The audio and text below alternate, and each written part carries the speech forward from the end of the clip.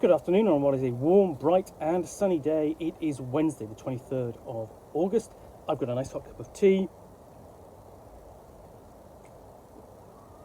And, well, not a box to finish, continue on unboxing, but a bag to continue unbagging, as it were. Still, it's got boxes in it, so I'm still going to be unboxing. So, what I have pulled out, here's a couple of things so far. And one of those is the Tales from the Loop board game, published by Free League Publishing, and based upon essentially the role-playing game of the same name, derived from the art book by Simon Stålenhag, essentially set in an alternative 1980s Sweden, which has an island under which has been built a particle accelerator. So you can see the island on the back there. Now I've done an unboxing of this, and I've also done an unboxing of one of the expansions, The Runaway, which leaves, I'm going to need a knife for this, Tales from the Loop, the board game, Invasive Species expansion.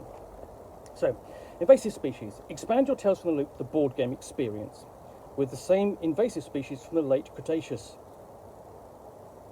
Some invasive species from the late Cretaceous. The school is buzzing with wild rumours about how the ice cream truck was attacked and the driver eaten. This expansion for Tales from the Loop, the board game, contains a masterfully designed miniature of, let's have a look at that, a Gorgonosaurus liberatus, as depicted in the art by Simon Stålenhag, as well as a completely new scenario featuring it and all the cards and sheets needed to bring it into your game. This is not a complete game, of course. You will need a copy of this to play it. So,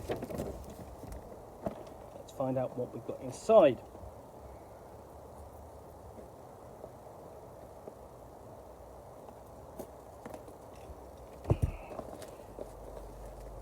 So the whole setup of Tales from the Loop essentially is you've got this weird kind of abandoned technology underneath the island and all around, as well as robots, machines, and floating merchant vessels in the sky. And the player characters, essentially the characters, are children in their early teens, exploring this strange world which they've grown up with, and at the same time having to contend with the traumas and difficulties of their home lives. So it feels very 1980s in that you have fantastic adventures, but you have a difficult home life. With the 80s and 70s was sort of like a time when divorce was more common and that sort of thing. So what we've got here is we've got a character card for essentially a dinosaur card for the Gorgonosaurus liberatus. There we go. And it's going to be all the more difficult because what you've got down here is the firewalls you've got to basically pierce in order to deal with, to solve the problem. And you've got the option of doing it with 3 or 4 on the back. And you've got some details about the creature there. And that's going to be sort of like the threat that's being dealt with. And then we also have, brilliant, absolutely brilliant, I've not done that for a while. Allow me just to walk around the table and go and pick the cards up. One moment.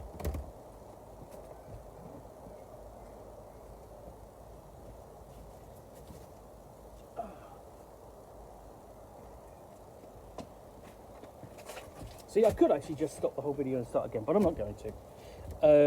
So, you've got, first off, let's put them back in there, the cards, and it says on the back how to use this expansion. So expansion contains one dinosaur sheet featuring the Gorgonosaurus liberatus, 2 dinosaur response cards, 1 scenario card, 9 diary cards, 15 rumor cards, 1 Gorgonosaurus liberatus miniature. To use the expansion, simply choose invasive species as a scenario to play and follow the normal setup instructions. You can also use the cards and the Gorgonosaurus as part of the sandbox play by using them with the Mystery Island scenario. The core box has been designed with the extra space for expansion. So essentially you can add all this into the core box. You don't need to carry all these different bits around. But so the option there is essentially to use this in one of two ways: play it as its own scenario, as its own mystery, or play in essentially a sandbox where you just wander around investigating mysteries and solving them. So let's have a look at the cards themselves. We will need the knife for that, just a piece of plastic.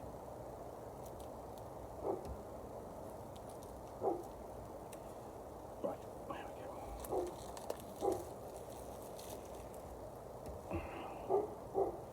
So,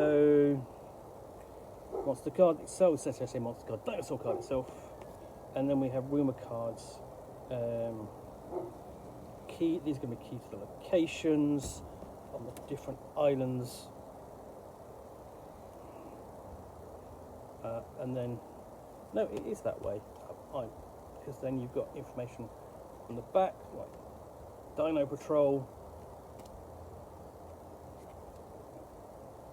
and then Encore Gingo, and what do you mean only the wind? It's inside a greenhouse. Marlin's Encore has built a greenhouse full of ginkgo plants. However, something is moving inside. Do you dare have a look? Success. 2 Hesperornis birds have made their nest. Gain an item. Failure. You do not want to enter. Become scared or upset. And no, highlights sort of like an element of the game there, where you are face dealing with the trauma of failure. So lullaby. The tree is full of marsupial possums. They're holding on to something. Can you see? Get up there and take it before they wake up. I think I saw something like this in National Geographic. At success, they snooze on as you gently remove the thing they're holding. Gain an item. Failure, you wake up the whole tree. Become upset.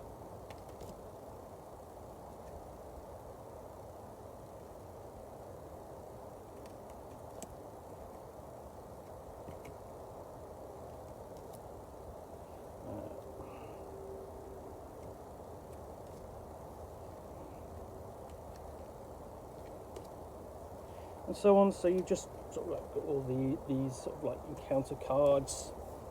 Then beneath that you actually have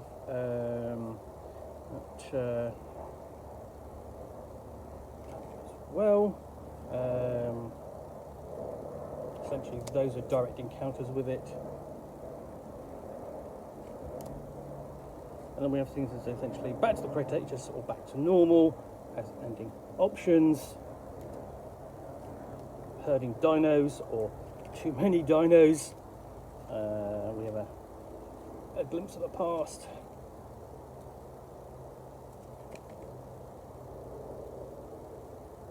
Oops, sorry, the gate. And then locations at the gate. So on and so on, all the way down, and then we have sort of just a general card, and essentially it's a card for invasive species with the how-to guide on the back. So that's the cards. Then you've got the miniature itself. So let me just get that out. I mean, my one grumble would be, so you've got this lid, and that's designed to hold the miniature in place, but it's not designed to hold the cards in play, hence I dropped them. So that's a perfect illustration of why this is packaged wrong. Oh, cut. No, I didn't. Let's just try that again.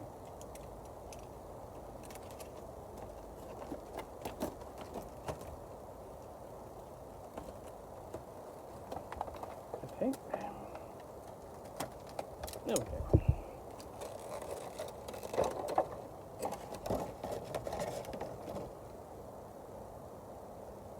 Sort of very, predator, sort of prepared to pounce, kind of pose, very sort of like velociraptor on the hunt kind of figure. It's quite nice. It's not as nice as the one you got in The Runaway, I don't think. But, a dinosaur figure is a dinosaur.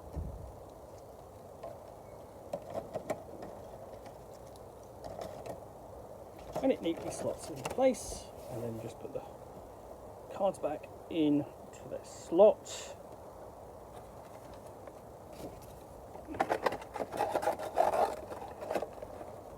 And everything slots back in nice and neatly. So yeah, that's Invasive Species for Tales from the Loop, the board game expansion, which adds a sort of like nice, interesting encounter with a dinosaur. All, of course, inspired directly by Simon Stålenhag's artwork. Well, I hope you've enjoyed this unboxing of the Nook. If you have, then please do click on the like button down below. And if you've got any comments or feedback, I do appreciate you taking the time to post those.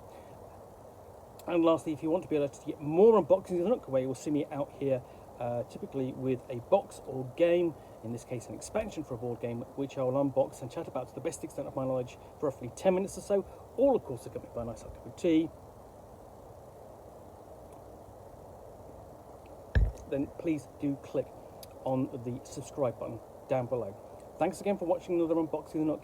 We'll be back again soon with another one. Bye for now.